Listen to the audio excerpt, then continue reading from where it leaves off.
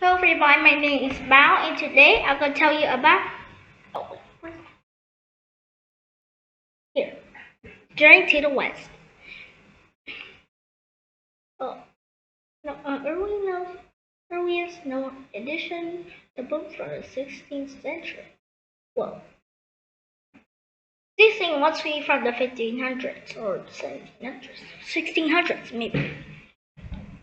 Journey to the West is a Chinese novel published in the 16th century during the Ming Dynasty and attributed to Wu Cheng'an.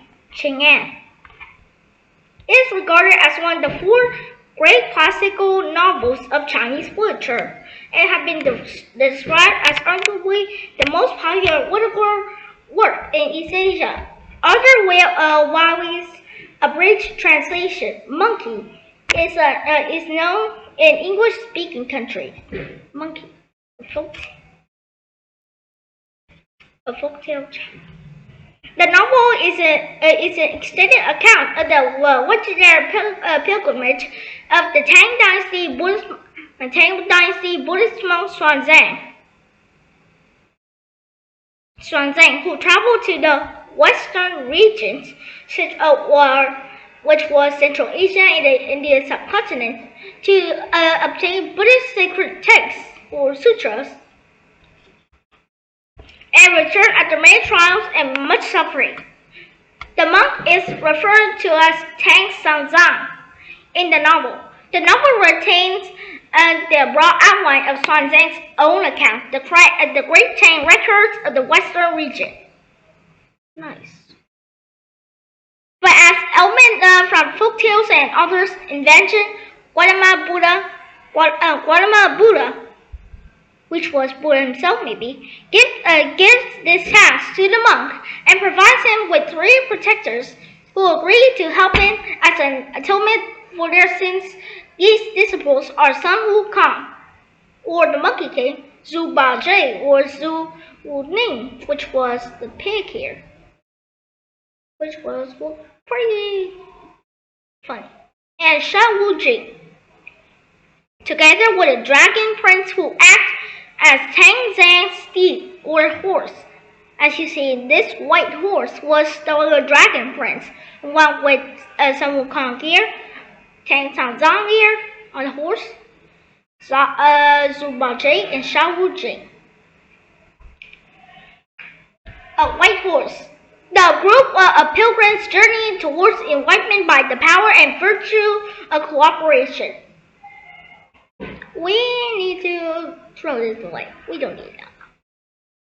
We don't need these things either. Ooh, wild goose pillow.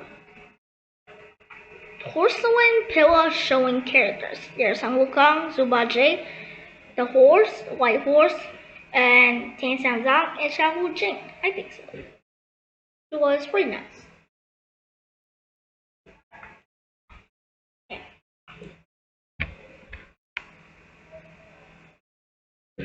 Here, synopsis, which was the novel has 100 chapters. Whoa, that's big. That can be divided into 4 unequal parts. The first part, which includes chapter 1 and 7, is a self-contained introduction to the main story. It deals entirely with the early exploits of Sun Wukong, which was this monkey.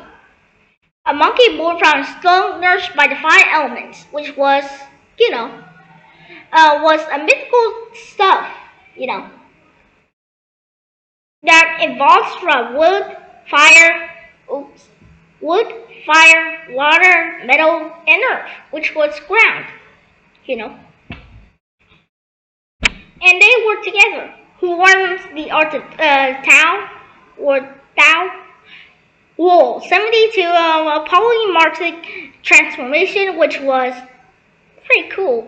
You can transform into anything. 72 creatures or something like that. Combat and secrets of immortality.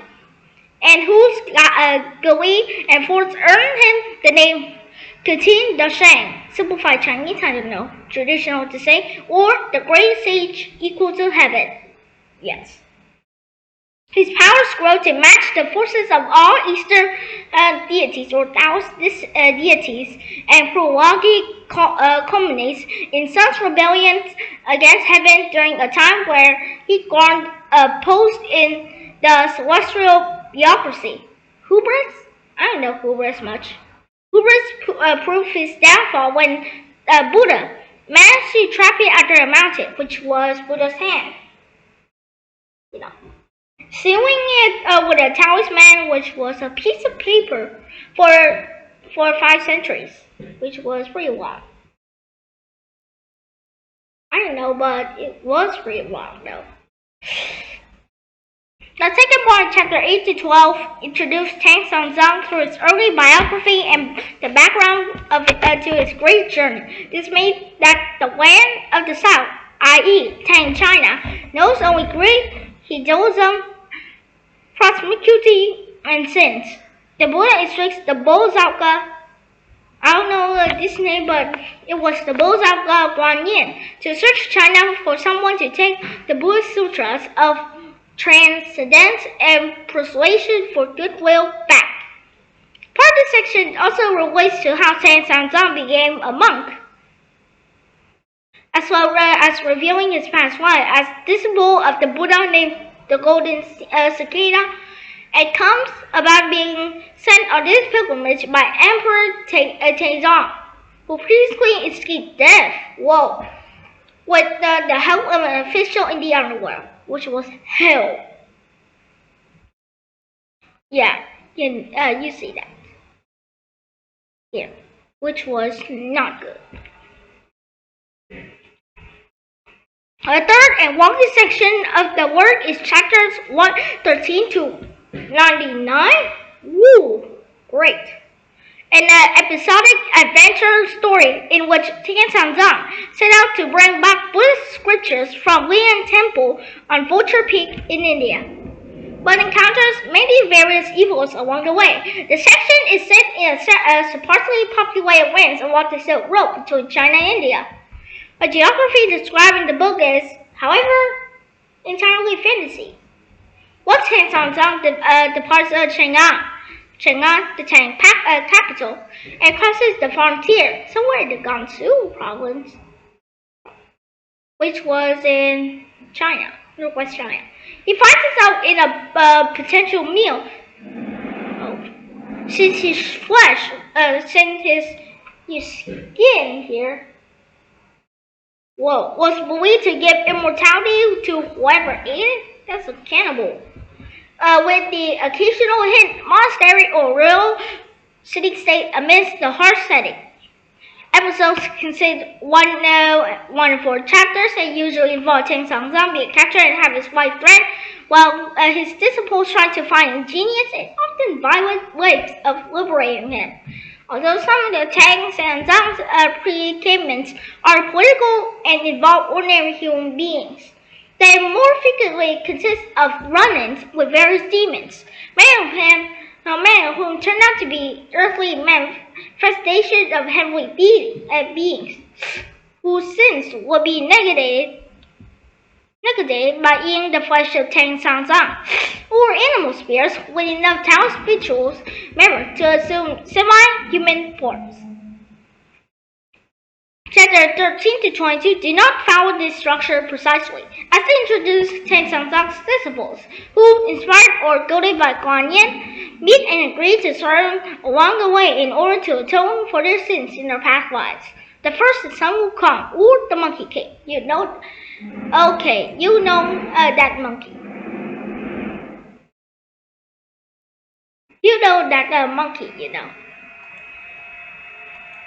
Wondrous Sun.